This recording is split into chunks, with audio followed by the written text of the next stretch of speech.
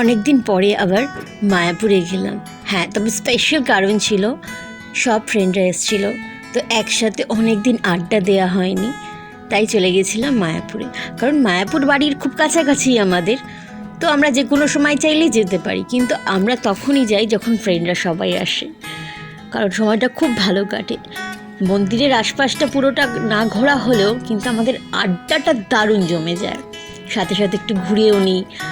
তো আমরাও ঘুরছিলাম, কিন্তু খুব গরম পড়েছে তো, আর প্রচুর হাঁটতে হয়। মন্দিরের এরিয়াটা কিন্তু অনেকটাই বড়, আমরা বাড়ির কাছে থেকেও কোনো দিনই পুরোটা কভার আপ করতে পারি না, আর যারা দূর থেকে আসে তাদেরও সেম প্রবলেম।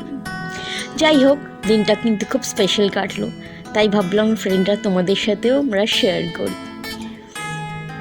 যে কীভাবে আমরা ফ্রেন্ডরা দিনটাকে কাটালাম, এতটা স্পেশাল করলাম।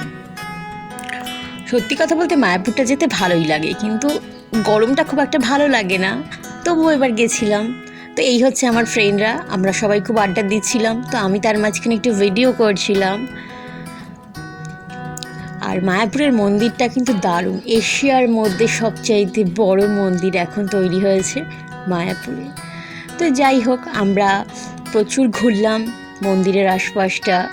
হ্যাঁ, ভিতরে খুব একটা ঢুকিনি, কারণ গল্প কম হবে দেখে আমাদের।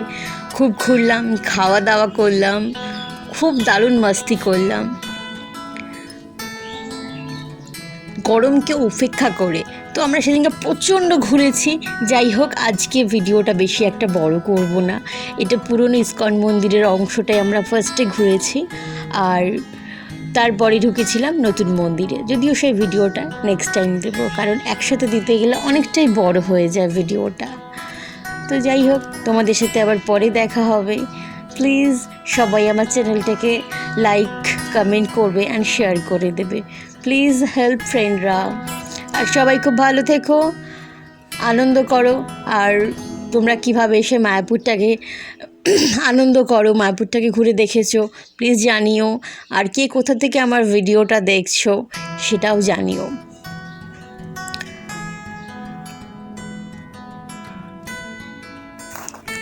তবে মায়াপুরে যতবারই যাই না কেন, যখনই যাই তখনই যেন নতুন লাগে। আর মন্দিরের কারুকার্যগুলো এত সুন্দর আর এত লোভনীয়, দৃষ্টি আকর্ষণ করে, দারুণ লাগে। আর বেস্ট লাগে হচ্ছে বিকেলবেলা যখন রাধাকৃষ্ণকে নিয়ে মন্দিরের আশপাশে যে কীর্তন করে বেড়ায়, যেটাকে বলে নগর কীর্তন করা, মন্দিরের মধ্যেই ওনারা এত ভালো লাগে। তো এইবার গিয়ে সেটা বিকেলে গেছিলাম, তো দেখলাম ওনারা কীর্তন করছে, তো ওইটা আমার কাছে বেস্ট লেগেছে, খুব সুন্দর। সাধারণত আমরা যাই গিয়ে চলে আসি, তো এবার বিকেল হয়ে গিয়েছিল, তো দারুণ লাগে আমার ওই সময়টা।